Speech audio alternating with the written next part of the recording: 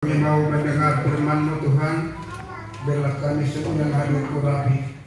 Kami sudah berdoa dalam nama Tuhan kami Yesus Kristus. Haleluya. Amin.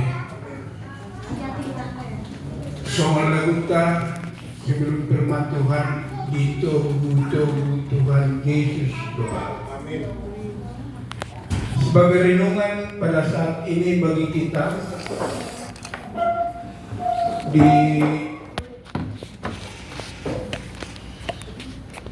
saya akan bacakan bagi kita semua, terambil dari Matius 11 ayat 28 sampai 30. Demikian firman Tuhan. Marilah kepadaku semua yang letih lesu dan berbeban berat, aku akan memberi kelegaan kepadamu. Kalau di ayat ini kita pembacanya itu sangat indah, tetapi di ayat 29 kita tuliskan, pikulah kuk yang kupasang dan belajarlah padaku, karena aku lemah lembut dan rendah hati, dan jiwamu akan mendapat ketenangan. Sebab kuk yang kupasang itu enak dan bebanku ringan. Bapak Ibu yang terkasih di dalam nama Tuhan, kita sudah bernyanyi ditobu Tuhan Yesus doa. Memang itu betul. Dan firman Tuhan berkata pada saat ini, marilah kepadaku hai kamu yang letih dan lesu, dan aku akan memberi kelegaan kepadamu. Di ayat selanjutnya, pikulah kuk yang kuberikan. Kalau kita berbicara letih dan lesu dan berbeban berat, saya mencoba membuka kamus besar bahasa Indonesia. Bisa diartikan sebagai kondisi kelelahan fisik dan mental yang mendalam, perasaan tidak bersemangat, dan dibebani oleh masalah baik secara jasmani maupun rohani. Inilah letih lesu. Juru selamat mengajak kita pada saat ini, marilah. Karena kita satu pun yang berkumpul ini mungkin tidak ada yang terluput daripada masalah, tantangan. Sembilan orang kita ada masalah. Ada masih oleh beri naik masih tunggu udah nabi tahun. Iban nasi tabor maka kedua nak kerungat tahun. Mungkin belum kata yang kita ada untuk godang kedua. Ya. Tetapi juru selamat Kristus yang begitu baik mengajak kita, marilah kepadaku hai kamu yang berbeban berat. Kalaupun sudah kita menyembah kepada Kristus, kalaupun kita sudah menerima Kristus sebagai Tuhan dan Juru Selamat kita tidak terluput daripada segala masalah. Oleh sebab apa saudara terkasih nama Tuhan,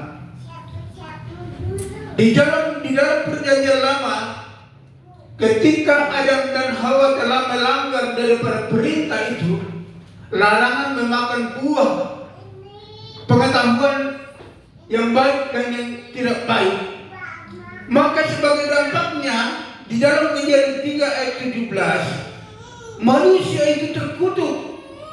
Maka Tuhan mengutuk tanah karena dosa daripada Adam dan Hawa. Dikatakan di sana, dengan bersusah payah engkau akan mencari rezekimu dari tanah seumur hidupmu. Inilah hukuman manusia selagi dia hidup. Maka dikatakan tadi di sana bahwa selagi kita masih hidup, maka masalah itu tidak akan lepas daripada hidup kita. Karena apa yang dikatakan di ayat 29, pikulah kuk yang kupasang. Jadi masalah itu tidak akan pernah lepas daripada kehidupan kita. Kita akan tetap di dalam masalah, sekalipun kita beribadah kepada Tuhan, sekalipun kita berdoa, sekalipun kita memberi persembahan kita, sekalipun apapun yang kita berikan dalam ibadah-ibadah itu tidak melepaskan kita daripada masalah. Karena dikatakan pilukul laku yang kuberikan kepadamu, pikul laku yang kupasang dan belajarlah padaku. Kita harus belajar kepada Kristus, melihat penderitaannya sampai dia disalib, dia diludahi, saudara. Ya, maka Yesus mengajak kita, belajarlah padaku, belajarlah pada Kristus. Berbicara kelegaan, di sana dikatakan adalah pemulihan jiwa dan ketenangan batin yang dijanjikan Yesus bagi mereka yang datang kepadanya dan berserah, bukan hanya sekedar istirahat fisik. Dikatakan, maka aku akan memberi kelegaan kepadamu. Berarti di sana ada pemulihan jiwa. Bukan hanya istirahat fisik kita kalau kita menyembah kepada Kristus, tapi ada ketenangan, pemulihan jiwa, ketenangan batin ketika kita menyembah kepada Tuhan. Maka kita kadang-kala ketika di dalam tantangan itu kita bernyanyi rohani, kadang-kadang jiwa kita itu ada rasa lega, ya, damai. Ya. Mulai dari dia mesti lagi ditubuh Tuhan Yesus Tuhan. Saya saudara terkasih sama Tuhan, kalau diperhadapkan kepada masalah yang berat, kemarin di dalam nangku malu jangan kalah, robela kali suksuni, lapor tak tadi. Malu jangan kalah, hari suksuni, lawan karo posoluti, arai Tuhan parangkasam, arai Tuhan konsam, sasa glory,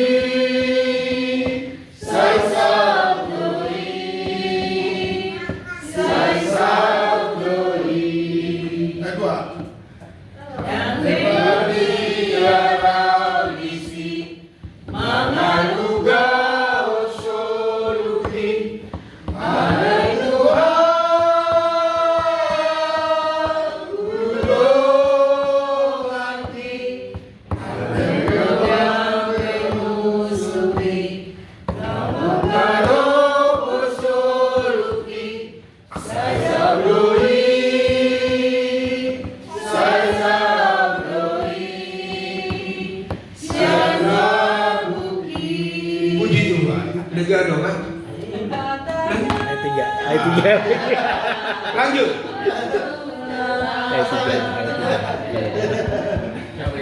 Ya? Itulah saudara yang terkasih nama Tuhan, yang dijanjikan Tuhan kepada kita, kelegaan, ya, pemulihan jiwa dan ketenangan batin. Jadi kalau Bapak Ibu mengalami tantangan yang berat, jangan pergi ke kafe, jangan pergi ke pinggir jalan, ya, hati-hati nanti, apalagi ke pinggir jalan, ya, sutungarungan non, haba-habaon, tongan non, masuk rumah sakit non, gorau musia tulang yon, lulu tulang yon, lulu adul yon, di maluluan. Boleh tukar ke nonton, repot, hebat ku habis, dan orang jajan tidak dana, kate, ya kan? Manggil jajan ni pahupu, pun minta jajan di nano, daun pilihan nanda bola tukar, kan? Ya. Jadi kita berharap saudara terkasih nama Tuhan, Tuhan mengajak kita untuk tunduk dan taat pada ajaran Yesus serta belajar darinya, bukan menanggung beban sendirian. Kalaupun kita diberikan kepada tantangan itu, arung do Tuhan doata. Tabasa may di siyang yanta, nata alami.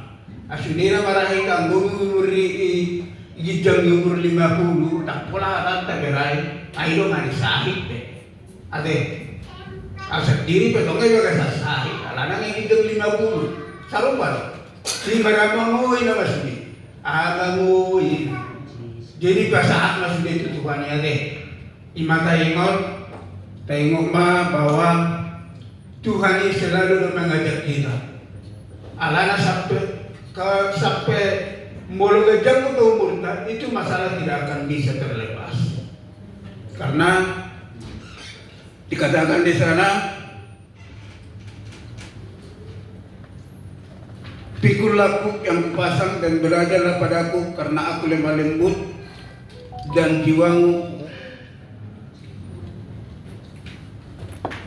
akan mendapat ketenangan, sebab kuk yang kupasang itu enak dan bebanku ringan. Jadi selagi kita hidup, umur berapapun itu, kita tetap ada di dalam masalah. Ya, jadi kalau boleh orang poso kita, orang pak hidi nanti, apalagi kalau orang kena poso ya, bet masih gigi mah, turun na kan, mah tiragat terus. Muluhan kung natutod ang sa itu hari masih ini lang kung lumarumur ya ini mah so kayo ba sila dito muli ba akan ako sa itu hari mah lebih timpoy mah boma perkontrakan ang guna ko sa ito daw babag sa dia buhay talaga 24 jom ya.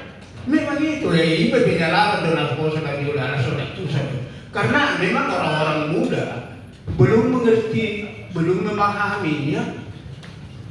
Apalagi mangan, bapak terus ada capcay mangan, altu, ya, ada mie goreng altu, ya. Ini ibu poso dengan memang itulah karena kita belum memahami. Ya.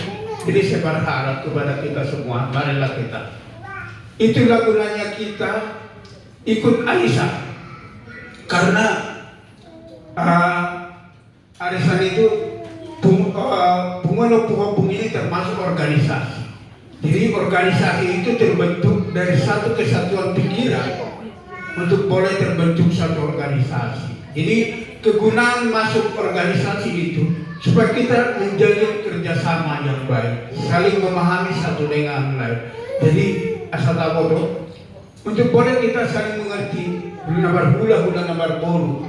Itu kegunaan nomor organisasi. Jadi orang asal irit puhamu kepada orang-orang muda ini ya, asal ikut arisan itu banyak manfaat daripada mengikuti organisasi, menjalin kerjasama, kepemimpinannya banyak. Jadi saya harapkan kepada generasi muda untuk boleh terus lanjut. Ulang kalau masih ada yang keluarga muda, ajaklah mereka supaya masuk ke punguan kita. Karena di sinilah kita boleh saling bertukar pikiran. Kalau ada masalah kita boleh menyelesaikannya dengan baik. Jadi sebenarnya indah, baik mengikuti satu organisasi, apalagi permargaun ya. Seperti kalau kita lihat PBB ya, Persatuan Batak Bersatu, dia nomor di hadir ya, mereka aktif. Coba dulu kalau di pungut ya kita buktikan kita papan para hukum itu solid ya. Tangi lain begitu. Ang berbeda ini tetap barongi, nang boleh nak pulau terak berbeda. Dan boy ini ya namanya organisasi, namanya perbedaan pendapat itu aja. Ya, wajar nih. Tapi mari tetap solid. Ingatlah bahwa Tuhan mengajak kita pribadi kalian bantu Tuhan. Terasa apa sih? Jadi semua di amanginan renungan singkat dihita pertanyaan dihita melalui Tuhan dihatami na mengajak kami Tuhan untuk masalah bahwa Tuhan hadir mahonian di kehidupan kami pribadi lepas pribadi asaboy kami tokong Tuhan berserah Tuhan pasahator daging doktor dinami alana sa guru di holos di Tuhan Tuhan mahal maraporusan dalam pos dorohan kami pangiringom mo di permulon namin Tuhan asaboy kami tokong Tuhan mamuji membesarkan nama guarmiali Tuhan alani madok melatih mahami asirohan di kami perdosa na godang lohami oleh Tuhan abus sok may oleh Tuhan menaktaran bakal pasu-pasu nanek silawanan ng mulai Tuhan amin pasama tu